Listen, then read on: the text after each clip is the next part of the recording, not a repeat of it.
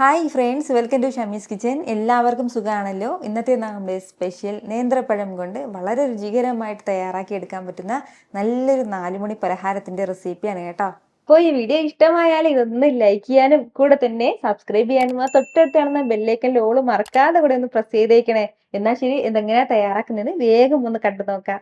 ഇതിന് വേണ്ടിയിട്ട് ആദ്യം നമുക്ക് വേണ്ടത് നേന്ത്രപ്പഴമാണ്. ഞാനിപ്പോൾ ഒരു 3 നേന്ത്രപ്പഴം എടുത്തിട്ടുണ്ട്. എന്നിട്ട് ഇത് ആവിയിൽ നന്നായിട്ടൊന്ന് വേവിച്ചെടുത്ത് വെച്ചിരിക്കുന്നതാണ്. ഇതിപ്പോൾ അത്യാവശ്യം നല്ല ചൂടുണ്ട്. ഈ നേന്ത്രപ്പഴത്തിൻ്റെ തൊലിയൊക്കെ ഒന്ന് മാറ്റിയിട്ട് നമുക്കിതൊരു ബോളിലേക്കൊന്ന് മാറ്റാം. അപ്പോൾ ഈ 3 പഴവും ഞാനിപ്പോൾ ഒരു ബോളിലേക്കൊന്ന് മാറ്റിയിട്ടുണ്ട്. ഇനി നമുക്കിതിലേക്ക് അടുത്ത് ചേർക്കേണ്ടത് ഗോതമ്പ് പൊടിയാണ്. 1/2 കപ്പ് അളവിലാണ് കേട്ടോ ഞാനിപ്പോൾ ഗോതമ്പ് പൊടി എടുത്തിട്ടുള്ളത്. കൂടെ പിന്നെ ഇനി നമുക്കിതിലേക്ക് വേണ്ടത് ചിരകിയ തേങ്ങയാണ്. 1/2 കപ്പ് അളവിലാണ് ഞാനിപ്പോൾ ഇതിലേക്ക് ചിരകിയ തേങ്ങ എടുത്തിട്ടുള്ളത്.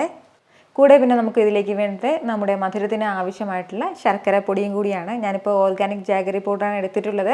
അപ്പോൾ ഇതിൽ കല്ലും പൊടിയൊന്നും ഉണ്ടാവില്ല കേട്ടോ. അതല്ലാന്നുണ്ടെങ്കിൽ നമുക്ക് പഞ്ചസാര ചേർക്കണം എന്നുള്ളവർക്ക് പഞ്ചസാര ചേർക്കാം. സാധാ ശർക്കരയാണെന്നുണ്ടെങ്കിൽ ഒരല്പം വെള്ളം ചേർത്തിട്ട് നന്നായിട്ട് അതൊന്ന് തിളപ്പിച്ച് അരിച്ച് വേണം ഇതിലേക്ക് ചേർക്കാനായിട്ട്. 2-3 ടേബിൾ സ്പൂൺ അളവിൽ മാത്രം വെള്ളം ചേർത്ത് ഒന്ന് തിളപ്പിച്ചിട്ട് അരിച്ച് ചേർക്കാം. പിന്നെ വേണ്ടത് 1/2 ടീസ്പൂൺ അളവിൽ ഏലക്ക പൊടിച്ചതും കൂടിയാണ്. അപ്പോൾ നല്ലൊരു ഫ്ലേവറിന് വേണ്ടിയിട്ടാണ് നമ്മൾ ഏലക്കാപ്പൊടി ചേർക്കുന്നത്. അപ്പോൾ ഇത്രയും ചേർത്തിട്ട് നല്ല രീതിക്ക് തന്നെ നമുക്ക് ഒന്ന് മിക്സ് ചെയ്ത് യോജിപ്പിച്ചെടുക്കാവുന്നതാണ്. ഒരു ഫോർക്ക് ഉപയോഗിച്ചിട്ടോ അല്ലാന്നുണ്ടെങ്കിൽ കൈ ഉപയോഗിച്ചിട്ടോ എങ്ങനെയാണെന്ന് വെച്ചാൽ നന്നായിട്ട് ഒന്ന് കുഴച്ചെടുക്കണം.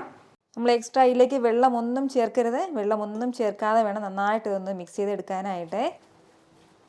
ഈ ഒരു രീതിക്ക് നന്നായിട്ട് തന്നെ ഞാനിതൊന്ന് മിക്സ് ചെയ്ത് യോജിപ്പിച്ചെടുത്തിട്ടുണ്ട്. അപ്പോൾ ഇതുപോലെ നമ്മുടെ പഴവും മാവും ഒക്കെ നന്നായിട്ടൊന്ന് മിക്സ് ചെയ്തെടുത്തു കഴിഞ്ഞാൽ പിന്നെ ഇനി നമുക്കിതിലേക്ക് ചേർക്കേണ്ടത് 2 ടീസ്പൂൺ നെയ്യിൽ ഒരല്പം അണ്ടിപ്പരിപ്പും മുന്തിരിങ്ങയും ഞാനൊന്ന് വറുത്തെടുത്തിട്ടുണ്ട്. അതുകൂടി ചേർക്കാം.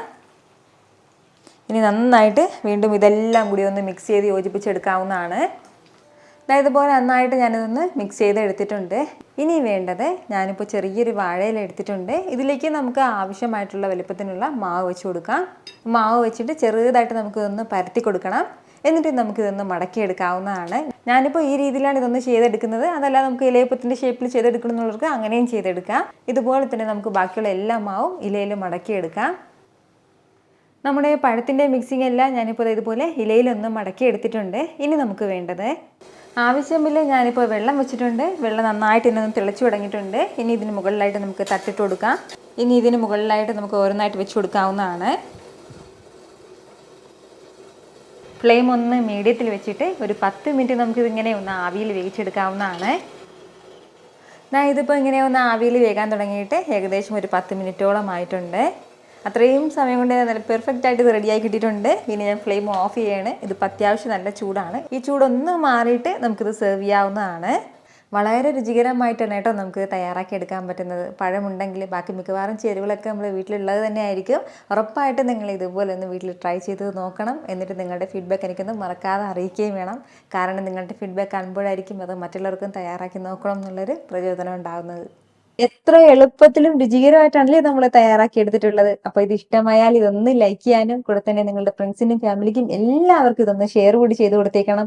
ഇതുപോലുള്ള റെസിപ്പിക്ക് വേണ്ടിയിട്ട് നമ്മുടെ ഷമീസ് കിച്ചൻ ചാനൽ ഫോളോ ചെയ്യാനും സബ്സ്ക്രൈബ് ചെയ്യാനൊന്നും ആരും മറക്കരുത്.